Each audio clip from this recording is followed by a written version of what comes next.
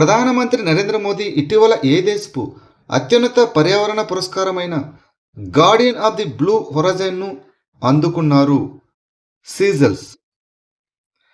ప్రధానమంత్రి నరేంద్ర మోదీకి 2026 జూన్ 28న సీజల్స్ అధ్యక్షుడు డాక్టర్ పాట్రిక్ హెర్మెన్ని చేతుల మీదుగా Guardian of the blue horizon అనే రాష్ట్రపతి పురస్కారం ప్రదానం చేయబడింది. ప్రధానమంత్రి మోదీ యొక్క హరిత నాయకత్వానికి, అభివృద్ధి చెందుతున్న దేశాల ప్రయోజనాలను ముందుకు తీసుకెళ్లడానికి ఆయన చేస్తున్న ప్రయత్నాలకు గుర్తింపుగా ఈ గౌరవం లభించింది. Guardian of the blue horizon అనే పురస్కారాన్ని ప్రదానం చేయడం ఇదే మొదటిసారి. The second orbit belief of A man dreams of 1.4 billion hearts అనేది ఏ వ్యోమగామి యొక్క ఆత్మకథ. శుభాంశు శుక్లా.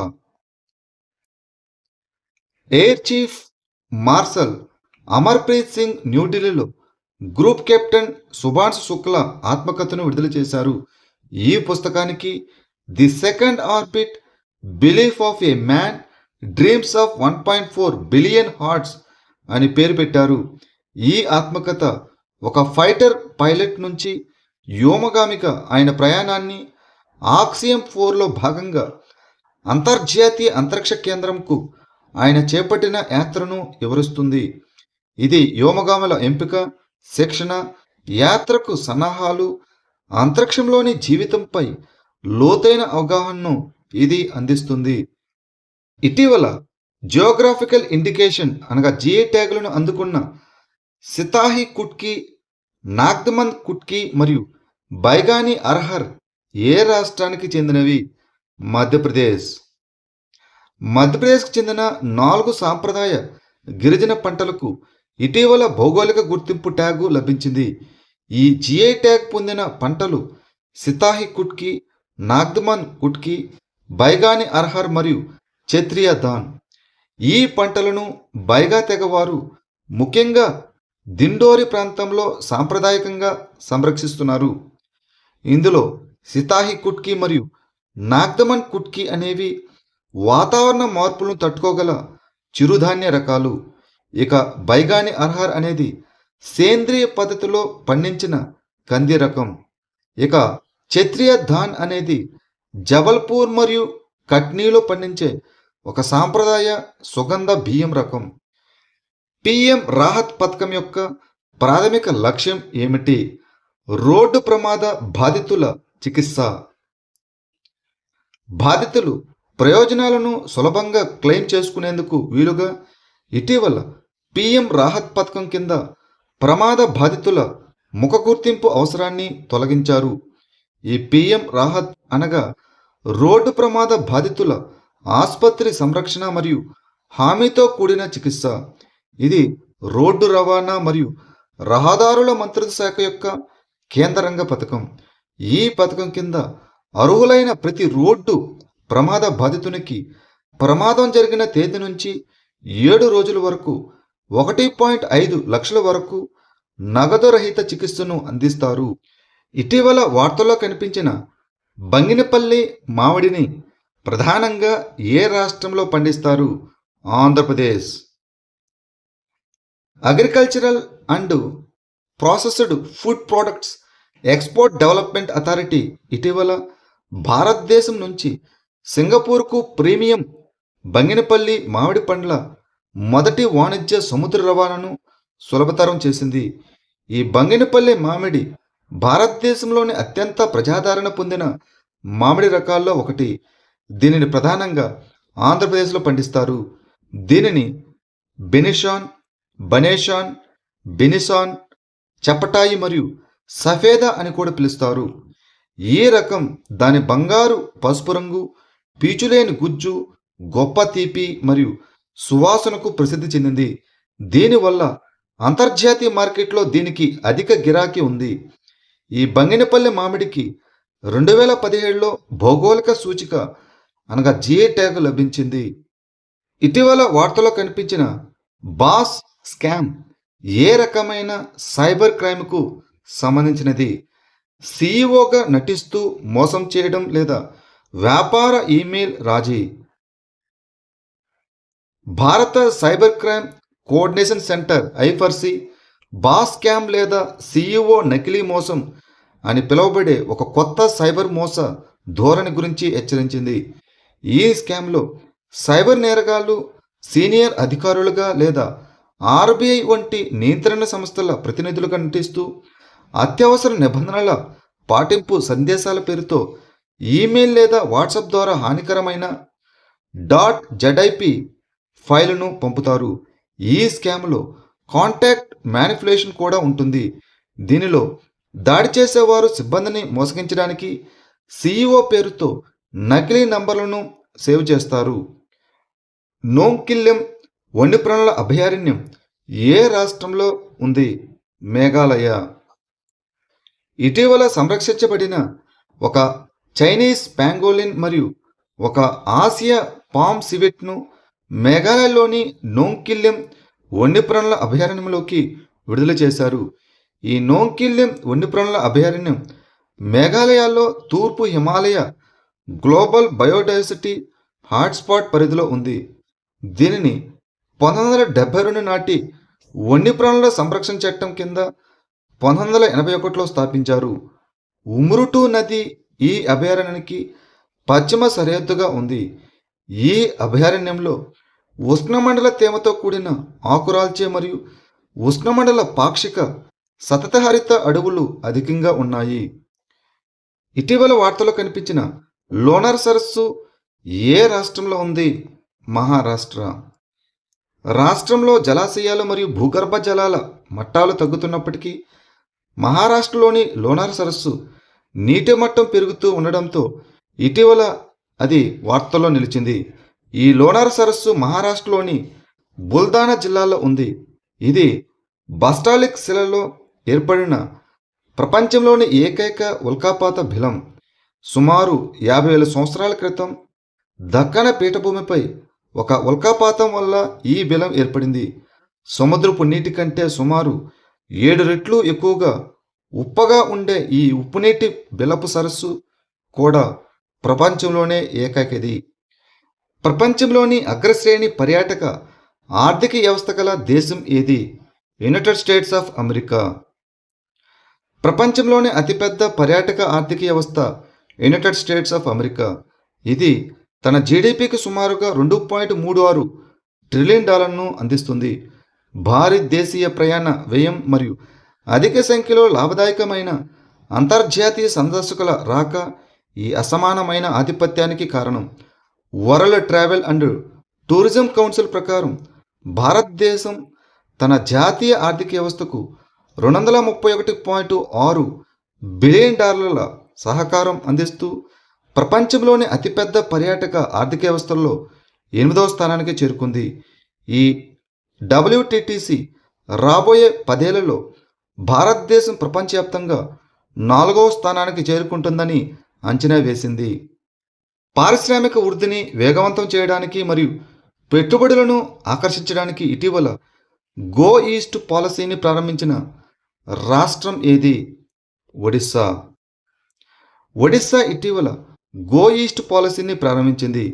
ముఖ్యమంత్రి మోహన్ చరణ్ మాఘీ ఆవిష్కరించిన ఈ పాలసీకి government of Odisha eastern investment accelerator and special task force అని అర్థం. వ్యూహాత్మక పెట్టుబడులను వేగవంతం చేయడానికి మరియు సమ్మిళిత ప్రాంతీయ అభివృద్ధిని ప్రోత్సహించడానికి ఇది రాష్ట్ర పారిశ్రామిక విధాన తీర్మానం 2022కు చేసిన సవరణలతో పాటుగా పనిచేస్తుంది. యూక్లిడ్ అంతరిక్ష టెలిస్కోపును ఏ అంతరిక్ష సంస్థ ప్రయోగించింది? European Space Agency.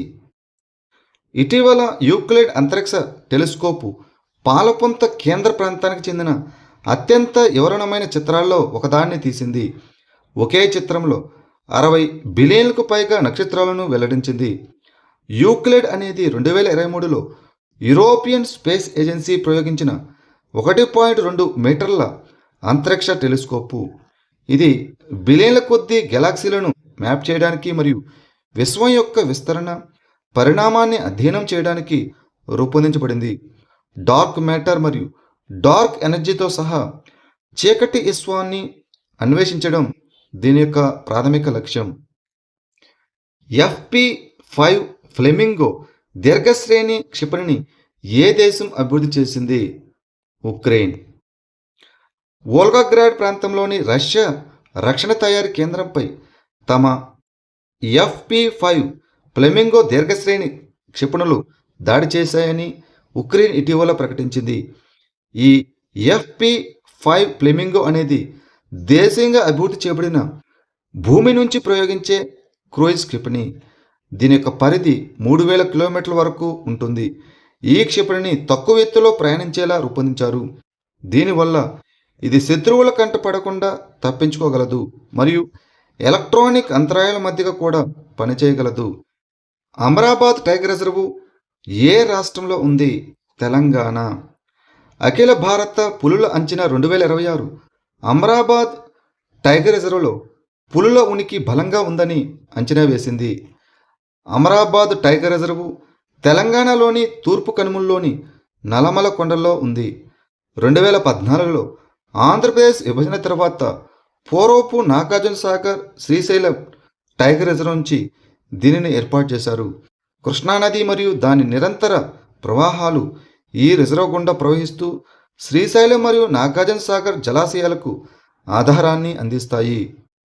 ఇటీవల భారతదేశపు 96వ చెస్ గ్రాండ్ మాస్టర్గా నిలిచిన ఇథాన్ వాచ్ ఏ రాష్ట్రానికి చెందినవారు? గోవా. బోస్నియా మరియు హెర్జగోవినాలోని సారాయెవో GM మిక్స్ టోర్నమెంటులో తన 3వ మరియు చివరి గ్రాండ్ మాస్టర్ నార్మ్ను సాధించిన తర్వాత ఇథాన్ వాచ్ భారతదేశపు 96వ చెస్ గ్రాండ్ మాస్టర్ అయ్యాడు. 14 సంవత్సరాల వయసులో అతను అనురాగ్ మహమల్ మరియు లియోన్ మెండోంకా తర్వాత గోవా నుంచి 3వ గ్రాండ్ మాస్టర్ అయ్యాడు. అతను 2026 ప్రపంచ మరియు ఆసియా యూత్ చెస్ ఛాంపియన్షిప్లకు కూడా అర్హత సాధించాడు. అమెరికా ఏ ప్రాంతంలో వాలియంట్ షీల్డ్ 2026 మరియు రెజల్యూట్ డ్రాగన్ 2026 సైనిక విన్యాసాలను ఏకకాలంలో ప్రారంభించింది? పశ్చిమ పసిఫిక్ ప్రాంతంలో. అమెరికా పశ్చిమ పసిఫిక్ ప్రాంతంలో వాలియంట్ షీల్డ్ 2026 మరియు రెజల్యూట్ డ్రాగన్ 2026 విన్యాసాలను ఏకకాలంలో ప్రారంభించింది.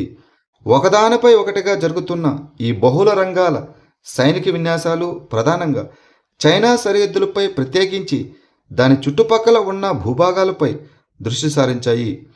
ఇది జపాన్లోని క్యుషు, ఒకినావా మరియు యోనాగుని ద్వీపంతో సహా నైరుతి ద్వీపాల్లో విన్యాసాలు విస్తరించి ఉన్నాయి. భారతదేశంలో వృద్ధుల సంరక్షణ సేవలను బలోపేతం చేయడానికి శతాయు డాష్బోర్డును ఏ మంత్రిత్వ శాఖ ప్రారంభించింది? సామాజిక న్యాయ మరియు సాధికారత మంత్రిత్వ శాఖ. భారతదేశంలో వృద్ధుల సంరక్షణ సేవలను బలోపేతం చేయడానికి సామాజిక న్యాయ మరియు సాధికారత మంత్రిత్వ శాఖ శతాయు డాష్బోర్డును ప్రారంభించింది. శతాయు అనగా senior holistic care assistants and training for your utility. ఈ వేదిక వృత్తిపరమైన సంరక్షణ సహాయం, అవసరమైన వృద్ధులను శిక్షణ పొందిన వృద్ధుల సంరక్షకులతో అనుసంధానిస్తుంది. దీనిని సామాజిక న్యాయ మరియు సాధికారత మంత్రిత్వ శాఖ ఆధ్వర్యంలో పనిచేసే national institute of social defence నిర్వహిస్తుంది. ఇటీవల వార్తల్లో కనిపించిన నియోకోలో కోబా జాతీయ ఉద్యానవనం ఏ దేశంలో ఉంది? Senegal. International Union for Conservation of Nature అనగా IUCN నేతృత్వంలోని ఒక పరిరక్షణ ప్రాజెక్టు కోసం గ్లోబల్ ఎన్విరాన్మెంట్ ఫెసిలిటీ $1.26 మిలియన్ ఆమోదించింది. ఈ ప్రాజెక్టు సెనిగల్లోని నియోకోలో కోబా నేషనల్ పార్కులో అమలు చేయబడుతుంది. ఈ పార్కు యునెస్కో ప్రపంచ వారసత్వ ప్రదేశం మరియు అంతర్జాతీయ బయోస్పియర్ రిజర్వు. ఇది పశ్చిమ ఆఫ్రికాలోని అతిపెద్ద రక్షిత సొడానియన్ సవన్నా పర్యావరణ వ్యవస్థల్లో ఒకటి. కార్పొరేట్ మిత్ర పథకాన్ని ఏ మంత్రిత్వ శాఖ ప్రారంభించింది? కార్పొరేట్ వ్యవహారాల మంత్రిత్వ శాఖ. ఇటీవల కార్పొరేట్ వ్యవహారాల మంత్రిత్వ శాఖ ఈశాన్య ప్రాంతం నుంచి 200 మందితో సహా మొత్తం 2000 మంది పాల్గొనే వారితో కార్పొరేట్ మిత్ర పథకం ప్రారంభమవుతుందని ప్రకటించింది. ఈ పథకాన్ని కార్పొరేట్ వ్యవహారాల మంత్రిత్వ శాఖ ప్రారంభించింది. దీనిని 2026-27 కేంద్ర బడ్జెట్లో ప్రకటించారు. శిక్షణ పొందిన మరియు ధృవీకరించబడిన కార్పొరేట్ మిత్రల ద్వారా సూక్ష్మ, చిన్న మరియు మధ్యతర పరిశ్రమలకు మద్దతు ఇవ్వడమే ఈ పథకం యొక్క లక్ష్యం. ఈ పథకం ప్రధానంగా టైర్ 2 మరియు టైర్ 3 నగరాలపై దృష్టి సారిస్తుంది. ఇటీవల భారతదేశ్ మొట్టమొదటి శాటిలైట్ ఆధారిత ల్యాండింగ్ సిస్టమ్ అనగా SLS జెట్ విమాన ల్యాండింగ్ ప్రయత్నం ఏ నగరంలో జరిగింది? Udaipur. Directorate general of civil aviation DGCA ఉదయపూర్లో ఒక జెట్ విమానం అనగా ఎయిర్బస్ A320పై భారతదేశ్ మొట్టమొదటి satellite based landing system SLS అప్రోచ్ను నిర్వహించింది. ఈ వ్యవస్థను ఇస్రో మరియు ఎయిర్పోర్ట్స్ అథారిటీ ఆఫ్ ఇండియా సంయుక్తంగా గగన్ అనగా GPS aided GEO augmented navigation సిస్టమ్ను ఉపయోగించి అభివృద్ధి చేశాయి. విమానాలు అత్యంత ఖచ్చితత్వంతో ల్యాండింగ్ చేయడానికి ఈ SLS వీలు కల్పిస్తుంది. ఫాస్ట్ పెట్రోల్ వెజల్ ICGS అక్షయ్ను జూన్ 2026లో ఏ షిప్యార్డ్లో ప్రారంభించారు? Goa shipyard limited. Bharat coast guard 2026 June 27న గోవాలోని గోవా షిప్యార్డ్ లిమిటెడ్లో ICGS అక్షయ్ అనే కొత్త తరం ఫాస్ట్ పెట్రోల్ వెజలను ప్రారంభించింది. ఈ నౌకకు అక్షయ్ అని పేరు పెట్టారు. దీని అర్థం నాశనం చేయలేనిది. ఇది సముద్ర చట్టాల అమలు, తీర ప్రాంత భద్రత, శోధన మరియు రక్షణ, పర్యావరణ పరిరక్షణ వంటి కోస్ట్ గార్డ్ కార్యకలాపాలను మెరుగుపరుస్తుంది. ఈ చేరిక భారతదేశ స్వదేశీ నౌకా నిర్మాణ సామర్థ్యాన్ని బలోపేతం చేస్తుంది మరియు ఆత్మ నిర్భర్ భారత్ దార్శనికతకు మద్దతిస్తుంది.